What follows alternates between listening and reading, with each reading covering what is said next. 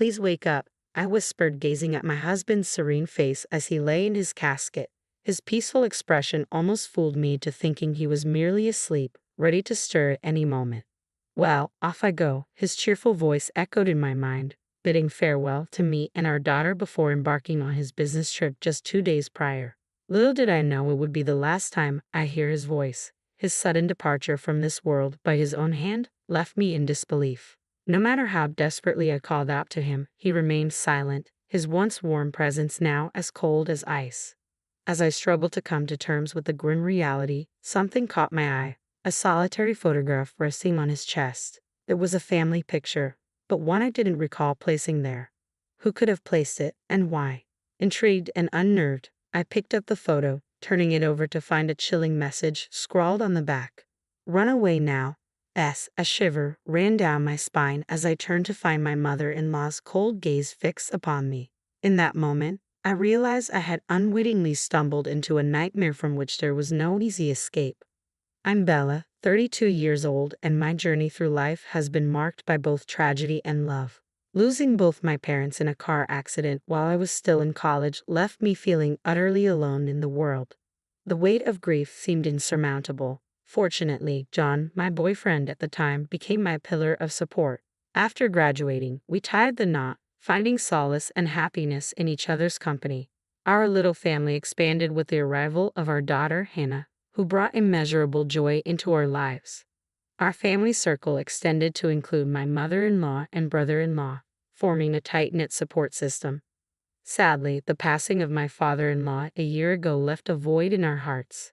His sudden demise, attributed to what was initially termed an illness but revealed to be a fatal heart attack, shook us all profoundly. Despite the loss, financial worries never haunted us, thanks to the prosperous business my in-laws managed. Originally, my father-in-law had envisioned his capable and compassionate younger brother taking the reins as CEO. However, fate intervened, claiming him before his plans could materialize. Consequently, the responsibility fell upon my brother-in-law, the eldest son, to lead the family's business legacy forward. Dad wanted me to take over, but I couldn't possibly do that over my older brother. "I'll support him." My husband's reverence for his brother ran deep, leading him to gracefully step aside from the CEO position. His respect for family hierarchy was unwavering. My brother-in-law, in turn, displayed a genuine kindness towards me, often engaging in friendly conversations. While our bond blossomed, my interactions with my mother-in-law were marked by a noticeable strain. Initially, my mother-in-law extended warmth towards me, even bonding over cooking sessions, expressing how much she cherished our time together. Her affectionate gestures painted a picture of familial harmony. However, with my father-in-law's passing, a frosty silence enveloped her demeanor. Both my husband and I felt the chill of her withdrawal, her once warm gaze now evading ours. Even our daughter, Hannah, accustomed to adoration as the first grandchild, faced her grandmother's icy reception, met with disapproving glances and curt responses. "She used to be such a sweet person before," my husband lamented, his disappointment palpable. Witnessing his distress, my heart ached with sympathy. "Something seems off about Mom," my husband voiced his concerns, furrowing his brows in deep contemplation. "She's glaring at me as if I'm her enemy. Could she think we're after her assets? Or maybe she's unwell?" Despite his introspection, he couldn't pinpoint a plausible explanation for her sudden change in demeanor. The shift first became apparent during my father-in-law's one-week memorial service. Exhausted from the solemn proceedings, we sought respite at her home. However, our tranquility was shattered when we awoke to find our bag of clothes missing from the room. Could it be a burglary? I pondered aloud, but the selective disappearance of our belongings cast doubt on that theory. As we scoured the house, a plume of smoke billowed from the backyard, drawing our attention. To our disbelief, we discovered our possessions ablaze, and there stood my mother-in-law. "Mom, did you do this?" we implored, seeking an explanation for her inexplicable actions. But she remained silent, her wide-eyed gaze and trembling hands betraying her fear. "Why, Mom? What have we done to deserve this hostility?" We pleaded for answers, but her lips remained sealed, leaving us grappling with uncertainty and confusion. Despite her stoic silence, John extended a hand of understanding to his mother, his voice laced with gentle reassurance. "You're not worried about us going after your assets, are you? I'm not interested in your possessions. Please believe me, Mother-in-law, we only want what's best for you. However, our pleas fell on deaf ears as mother-in-law icily commanded, "Leave, both of you, and don't return." With heavy hearts, we departed, our once close bond with her fractured, reduced to mere remnants of what it once was. For the past year, we maintained a distant relationship. Our attempts at reconciliation met with resistance from mother-in-law's unwavering animosity. Then, out of the blue, a message from my brother-in-law beckoned us to the first anniversary memorial service for my father-in-law. Despite mother-in-law's continued coldness, we decided to attend, hoping for a glimpse of reconciliation. Yet her aloofness persisted, serving as a painful reminder of the chasm that now separated us. Witnessing John's contemplative expression amid the familial discord, I couldn't help but wonder about the thoughts brewing in his mind. "What's on your mind, John? Are you concerned about your mother?" I inquired softly, sensing the weight of his thoughts. With a gentle touch, John reassured me, "Don't worry, Bella. If there's anything troubling you, just let me know." His tender gesture, brushing away my worries, brought a sense of calm to my troubled heart. His comforting presence was a balm to my anxieties. A month passed, filled with the familiar routines of family life. As John prepared for another business trip, his cheerful demeanor lifted our spirits. However, his sudden return caught me off guard. With a small charm in hand, he bestowed upon me a gesture of protection. His smile, warm and reassuring, filled me with gratitude for the love we shared. Yet the tranquility was shattered by a harrowing turn of events. The next day brought the shocking news of John's untimely death. His lifeless body was discovered in his car on a remote mountain road near my parents' home in Colorado. The circumstances surrounding his demise puzzled and devastated me. Contrary to his claims of a business trip, there were no scheduled engagements. Instead, his final moments were marked by a heart-wrenching call to my brother-in-law, confessing unbearable pain and a desire to end his suffering. The revelation left me reeling with guilt and confusion. I blamed myself for failing to recognize his anguish, grappling with unanswered questions and an overwhelming sense of loss. Beside his lifeless form, I felt my strength waning, but my brother-in-law's steadfast support steadied me in the face of despair. "Stay," he urged, his presence a beacon of solace in the darkness of grief. "Bella, stay strong." My brother-in-law's voice wavered with emotion, mirroring the turmoil in my own heart. I wish I had understood John's pain better. Why did this happen? The weight of sorrow bore down on me, compounded by Hannah's tears as she clung to me for solace. Meanwhile, my mother-in-law's stoic glare offered no comfort, her expression devoid of tears. Amidst our collective grief, my brother-in-law and John's colleagues took charge of the funeral arrangements, their somber efficiency a stark contrast to the overwhelming emotions engulfing me. "Please wake up," I whispered to John on the day of his funeral, his serene visage in the casket belying the finality of his passing. It felt as though he could stir from slumber at any moment, if only I called out to him. Tears streamed down my cheeks as I held on him tightly, seeking refuge in his familiar presence. In the midst of my sorrow, a glimmer of curiosity stirred within me as I noticed a lone photograph resting on John's chest. Who had placed it there, and what significance did it hold in this moment of profound loss? Intrigued, I lifted the photograph, only to find John's face marred by ruthless slashes from a cutter. My heart quickened as I read the ominous message scrawled on the back. "Run away now." Questions swirled in my mind. Who was the intended recipient of this chilling warning? As a shiver ran down my spine, I turned to find my mother-in-law's icy stare fixed upon me, her gaze piercing through me with unnerving intensity. Could she be involved? The tension thickened as she hastily looked away upon meeting my gaze, sparking a surge of suspicion within me. Discreetly, I slipped the photograph into the pocket of my dress, determined to unravel the mystery. In the aftermath of the funeral, amidst the quietude that followed, my thoughts kept returning to the cryptic message on the photograph. Though the sender remained elusive, the initials hinted at a possible connection. The only cess I could think of was Scarlett, my mother-in-law. Doubts gnawed at me, challenging the narrative of John's untimely demise.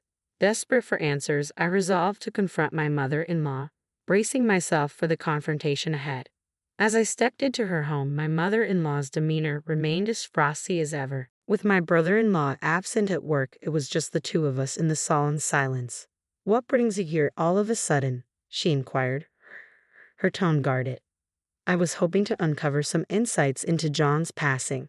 Perhaps there's a clue here in his childhood home, I replied, my words tinged with uncertainty. Lacking the courage to confront her directly, I found myself fabricating a reason for my visit. Searching for a distraction, my gaze wandered to the towering bookshelf dominating the living room. A testament to the family's love for literature, it housed not only novels but also encyclopedias and dictionaries. Among them, I spotted a few volumes from John's student days, evoking a wave of nostalgia. Curiosity getting the better of me, I reached for a couple of books, each adorned with a stamped initial indicating ownership. Beside John's J was a small, endearing image of a cuddling cat. The sight warmed my heart, a reminder of his gentle nature that always brought a smile to my face. As I perused the books, I couldn't shake off the palpable weight of my mother-in-law's gaze boring into my back. Amidst the sea of familiar titles, one book stood out, still clad in its cover. As I gingerly opened it, I discovered a tome on poisonous plants, its pages adorned with numerous post-it notes. My heart skipped a beat as I stumbled upon a note detailing the very poison that claimed my husband's life. The book bore a stamp of ownership, a damning piece of evidence that left me reeling. Summoning all my courage, I turned to my mother-in-law, brandishing the book before her. Her stoic facade crumbled as tears streamed down her face. I'm the one responsible. Please forgive me, she choked out amidst sobs. The revelation sent shockwaves through me, but there was no time for hesitation. We need to inform the authorities, I insisted, my voice trembling with urgency. With a heavy heart, I relayed the truth to the police. As I grappled with the gravity of the situation, my brother-in-law arrived home, oblivious to the turmoil that had unfolded. Concern etched upon his features, he questioned the somber atmosphere, his eyes darting between me and my tearful mother-in-law. What's happened? Why is Bella here? Please tell me, he implored, his voice laced with apprehension. I wanted to talk to my mother-in-law about my husband, I stammered, my words faltering as I struggled to find the right way to broach the subject. Understanding washed over my brother-in-law's face as he listened. Losing him must have been incredibly difficult for you. Are you feeling any better now, Bella? He inquired gently, his concern palpable. Unable to meet his gaze, I hesitated, grappling with the weight of unspoken truths. Before I could utter a word, my brother-in-law's unexpected confession caught me off guard. I know this isn't the time, but I've always harbored feelings for you, Bella. And Hannah, she's just so precious to me. Would you ever consider giving us a chance, starting anew? His words hung in the air, surprising me with their sincerity. I never imagined my brother-in-law harboring such feelings. Thank you, but I can't even fathom such thoughts right now, I replied, my voice tinged with gratitude and regret. Understanding flickered in his eyes as he accepted my response. Awkwardly scratching his head, he took the photograph from my outstretched hand. I'm sorry, he murmured, his gaze falling upon the image of my husband's battered face and the ominous message scrawled on its reverse. As the reality of the photograph's contents sank in, my brother-in-law's complexion paled, a gasp escaping his lips. This was inside John's coffin. Who could have done such a thing? His shock mirrored my own as we grappled with the sinister implications of the discovery. It's possible that someone at the funeral knows what happened to John, I mused aloud, the pieces of the puzzle slowly coming together in my mind. Wait a moment. John took his own life, so there's no perpetrator to speak of, I reasoned, trying to quell the rising unease. However, my brother-in-law appeared perplexed, his agitation palpable as he shifted uneasily. But in my dreams, John's voice echoes, accusing someone of betrayal and expressing hatred. I divulged, watching as his eyes widened in shock, his features contorting with alarm as if confronted with a horrifying revelation. And I found this, I continued, retrieving the damning evidence from the living room bookshelf. As I handed him the book on poisonous plants with incriminating notes, his expression morphed into one of profound concern, realizing the gravity of the situation. I presented the book on poisonous plants that I had discovered earlier, pointing out the bookplate bearing my brother-in-law's name, indicated by the stamped letter K. What are you insinuating? Are you suggesting that I murdered my own brother? My brother-in-law demanded, his voice tinged with disbelief. Instead of answering, I pressed on with my revelation. Beside me, my mother-in-law remained silent, her gaze fixed on the unfolding drama. And there's more, I declared, retrieving the charm my husband had given me. Carefully, I extracted a letter concealed within. Its contents sent shockwaves through the room. My brother killed our father with a poisonous plant. Amidst the somber atmosphere of my husband's funeral, I clung to the charm he had gifted me, finding solace in its tangible reminder of his love. Yes, I held it. A faint suspicion nudged at my consciousness. Could there be something hidden within? From the outer covering. That's hardly substantial evidence, my brother-in-law scoffed dismissively as I retrieved a small object concealed within the charm. Undeterred, I produced my phone and played a video that revealed a damning conversation between my husband and my brother-in-law. In the footage, my brother-in-law confessed to intentionally ending his father's life. He assured my husband that he harbored no ill intent toward our family and vowed to turn himself in to the authorities. It was a shocking revelation that left me reeling with a mixture of regret and fury. My husband, in an act of foresight, had clandestinely recorded the conversation by setting up a camera in their parents' house, a fact detailed in the accompanying letter. As I absorbed the gravity of the situation, my heart burned with a potent blend of emotions. You admitted your crime to my husband, then urged him to turn you in, only to take his life with the same poisonous plant, didn't you? I confronted my brother-in-law, the weight of betrayal heavy in my voice. John trusted you until the very end. Why would you commit such a heinous act? As I pressed him for answers, my brother-in-law's demeanor shifted, his once gentle countenance contorting into a terrifying visage as he clicked his tongue in frustration, his eyes flashing with anger. In that tense moment, my mother-in-law's anguish erupted into tears, her sobs filling the room. Why? How could you do something so cruel? She cried out, her confession echoing the painful truth of her complicity. It dawned on me then, the origins of this tragedy rooted in the bond between the brothers. Despite their closeness in childhood, envy and resentment had poisoned my brother-in-law's heart over time, leading to a series of petty pranks aimed at undermining his talented younger sibling John. My in-laws had always maintained strict discipline with my brother-in-law, aware of his penchant for mischief. Despite this, John never harbored any resentment towards his brother, instead choosing to admire and support him. This unwavering loyalty only deepened my mother-in-law's sense of dismay. Following my father-in-law's sudden demise while tidying the bookshelf, my mother-in-law stumbled upon a book detailing poisonous plants. Despite the diagnosis of a heart attack, John had never displayed any prior heart issues during his medical checkups, leaving me with a lingering sense of unease. It was then that I noticed a bookmark nestled within the book, detailing the exact symptoms my husband had experienced before his passing. A revelation that sent shockwaves through me. Even more alarming was my brother-in-law's intense fascination with the book on poisonous plants, a detail that did not escape my notice. To add to the growing list of unsettling discoveries, my mother-in-law unearthed a photograph of John's disfigured face hidden within the pages of the book, further deepening the mystery surrounding his untimely demise. Despite her suspicions, my mother-in-law hesitated to confront my brother-in-law without concrete evidence, knowing he would likely deny any wrongdoing. At my father-in-law's memorial service, during our visit to the family home, my mother-in-law was visibly shaken to discover my brother-in-law burning our belongings. Fearing for her safety, she chose to distance herself from us, her demeanor growing cold and distant. In a moment of desperation, she confided in me, her voice strained with anguish as she explained her actions. Her face etched with worry lines, I struggled to find the right words to comfort her. Even after we stopped visiting, she recounted, my brother-in-law's behavior grew increasingly ominous. He muttered to himself, I have to do something about John, leaving me deeply concerned.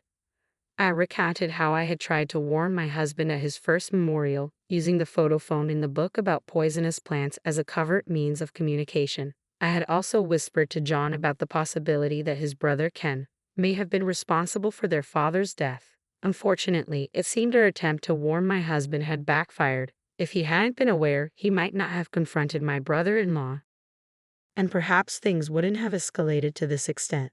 My mother and I were overwhelmed with regret, each of us blaming ourselves for the unfolding tragedy. I struggled to find the right words to respond to her anguish. It's all because our father refused to let me take over the company, my brother-in-law interjected bitterly, deflecting blame onto our deceased father. But John always stood up for you, insisting that he couldn't become president by sidelining you. I couldn't contain my frustration. As if that matters. Both our father and John loved you. There was no need for you to resort to such drastic measures. What's the point now? I exclaimed, my voice tinged with a mixture of anger and despair. Defiantly, my brother-in-law dismissed our accusations with a chilling expression. Blame the parents who favored my younger brother and the facade of the good son John. It's all your fault, he retorted, his words sending shivers down my spine. You've taken away my beloved husband. I'll never forgive you. I seethed, my anger boiling over at my brother-in-law's callous actions. Shut up. If you hadn't interfered, you could have been my wife, he spat back venomously, his words dripping with malice. Suddenly, he lunged at me with a knife he had concealed, the glint of metal sending the chill down my spine. Panicked, I screamed for help and attempted to flee, but he was relentless, swiftly closing the distance between us. With nowhere left to run, I found myself cornered, facing the sharp edge of the blade. Instinctively, I shut my eyes, racing for the worst. Then, a resounding thud echoed through the room as someone intervened to shield me from harm. To my astonishment, it was my mother-in-law. Mother-in-law, are you hurt?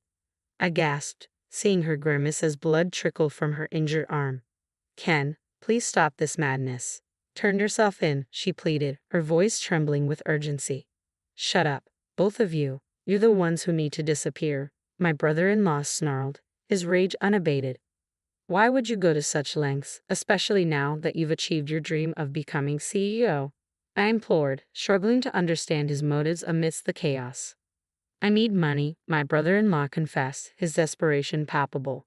Despite assuming control of the company, he lacked the business acumen to manage it, burdening himself with mounting debts within a year. In a desperate bid to alleviate his financial woes, he resorted to taking out a hefty life insurance policy on my husband, his younger brother. It's amusing, really. John believed my lies so easily, even when I pretended to confess, my brother-in-law chuckled bitterly, his laughter tinged with malice. I recoiled in disgust at his callous demeanor, but even in his deceit, he remained cautious, ensuring that John didn't consume the drink he had offered. A toast to our farewell, he sneered, his suspicions of poisonous herbs evident. Yet he did shake John's hand, unwittingly transferring traces of the lethal substance. John had a habit of licking his fingers, you know? So it's no surprise the poison began to take effect during the car ride home, my brother-in-law boasted, his voice filled with a twisted sense of triumph as he brandished a knife before us. Despite everything, my husband still wanted to save you. Why couldn't you understand his compassion? I exclaimed, frustration seeping into my voice. Blame my parents for favoring John over me, my brother-in-law retorted defiantly, deflecting responsibility onto others. As tension reached its peak, the arrival of the police brought an end to the harrowing ordeal. Despite their intervention, my brother-in-law continued to struggle until the very end. My brother-in-law's desperate pleas fell on deaf ears as he gasped and finally succumbed to the authorities, his tumultuous outbursts quelled. Thankfully, my mother-in-law's injury proved to be minor, and she was quickly on the path to recovery. As my brother-in-law was escorted away by the police, it became clear that he harbored no remorse for his actions, leaving little doubt that he would face a lengthy sentence behind bars. With him out of our lives, I found solace in the comfort of my mother-in-law's embrace. Returning to her former self, my mother-in-law showered affection upon my daughter Hannah and me. Together, we forged a sense of familial harmony, finding happiness in each other's company. And as I revisited the letter concealed within the charm my husband had given me, its heartfelt message served as a poignant reminder of his enduring love. Bella, you are my treasure. I love you always. Embracing my husband's enduring affection, I resolved to carry on, finding strength in his unwavering love and the